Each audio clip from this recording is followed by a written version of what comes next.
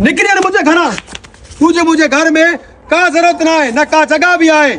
भला मां छा कयो मुझे भाउ के कटियो ने कसूर है तुझे भाउ जो भी, जे तू मुझे निकाह में आ न तीअं मांजी भेण मुझे निकाह में हुई। ओने में मुझे कहिड़ो कसूर आहे? निकरी वञ, मांजी भेण जो कहिड़ो कसूर है ॿुधा सही। तू निकरी वञ मुझे घरा, तू अरे का बो वापस अचण जी जरूरत ना है। मान में तो निकिर तो निकिर, कीअं न वेंदी तूं? मां ॾिसां थो तोखे। मां मान में तो मांजी भेण खे तव्हां ॾुख ॾिना आहिनि, उते तव्हांखे अहसासु थियो?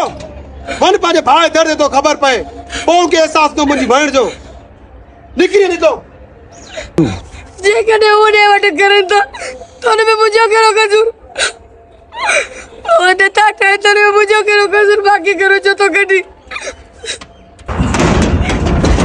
अञा तूं हिते वेठी आहीं? मान में तो निकिर दिया तो धिकारी कढाए तो मां मान में तो निकिर दफ़ा थी मां घर को हिते अचण जी न वेण तो ज़रूरत आहे न कासे। निकिर तो हल न कयो वाले ने वट हाणे पाण फादर शिकल गुम कर पंहिंजी तो नथो करे। वञ छा आहे भला? छा मसलो आहे तोसां? निकिर तो मथे घणो छा मसलो आहे? तो मथे छा मसलो? उथी भी करियो हां मर्द हाथे पर में तू तो थे तू सा का तो खणे से फांदे। छा मसलो आहे? बाबा हिनन जे भा मांजी भेण के धिकारी कढी छड़िया, उनके तलाक ॾेई छड़ियो, पोइ हिनजी ज़रूरत न आहे मांजे घर में।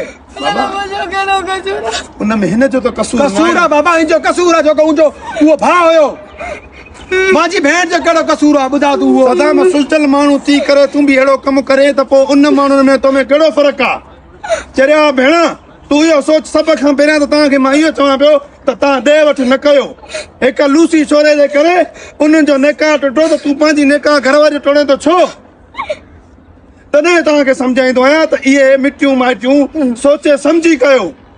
हिकिड़ी भेण जे करे जेकर उन्हनि जे घर में घर नथो ठहे त तूं पंहिंजी ज़ाल जो घर थो वञाए, इहे न करणु खपे। कहिड़ो कसूर है उनमें तू ॿुधा? मुझे कहिड़ो कसूर? भला हिन जो कहिड़ो कसूर आहे? हिन जो आहे को कसूर? तव्हां ज़ाल मुड़ुस पाण में सेड़ थी रहो, माण्हुनि जी ॻाल्हियुनि ते न लॻो, माण्हुनि जी ॻाल्हियुनि ते ध्यानु न ॾियो।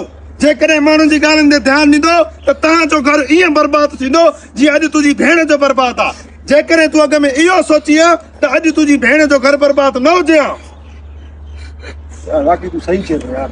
बहरहाल जज्बाती अधी रोईंदी आहे कल मुंहिंजो मसलो मां ॿुधमि, हाणे छा कयां? ज़ाहिरी ॻाल्हि आहे असांजो खून बि जेको आहे तेज़ थी वियो, ॾिसो की मां कढां हेठि मां सही लॻी पई आहे, पर हाणे मां पंहिंजी भेण जे अखियुनि खे ॾिसी करे उनजे गुणनि खे ॾिसी करे इहो क़दम कयो।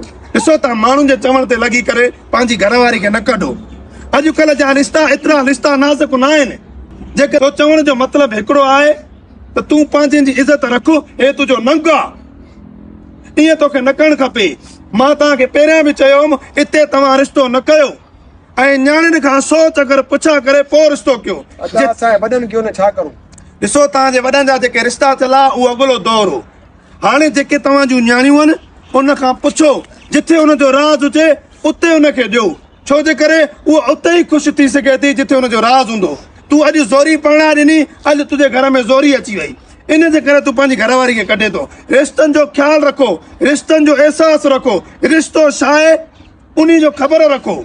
सो महिरबानी करे पंहिंजी घरवारी खे वठी वञ ऐं तुंहिंजी भेण जो अलाह साईं मालिक अलाह गफ़ूर रहीम आहे, इहा उन्हनि खे ख़बर पवंदी त तूं उन जहिड़ो न आहे। जेकॾहिं तूं उन जहिड़ो थिए अॼु हिनखे कढे पोइ तो में हुन में फ़र्क़ु न थियो। सो पंहिंजी घरवारी खे वठी वञ ऐं ख़ुशि ऐं आबाद रहो हमेशह। संगत मां तव्हांखे बि ज़रूरु चवंदुसि हीउ मैसेज तव्हांखे अगरि ज़बरदस्त ऐं भलो लॻो हुजे त असांजे वीडियो खे लाइक फॉलो शेयर ज़रूरु कंदा ऐं इनशाला तव्हांखे अहिड़ा मैसेज हमेशह मिलंदा रहंदा। ऐं रिश्तो हिकिड़ो अहम आहे ऐं मां तव्हांखे ॿुधाईंदो हलां न्याणी छा आहे। तव्हां असांखे केतिरो बि घटि वधि ॻाल्हायो, मां धीअ जी ॻाल्हि कयां थो।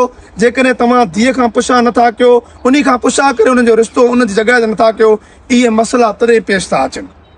सो उनजो हक़ आहे, उन खां पुछो, उहा जिथे चए उनखे उते ॾियो त तव्हां खां इहे मसइला पेश न ईंदा। अॼुकल्ह तव्हां जिथे किथे ॾिसो काफ़ी चकर मां ॾिठो आहे, असां वटि बि सेम मसइला हलनि था, तव्हां वटि बि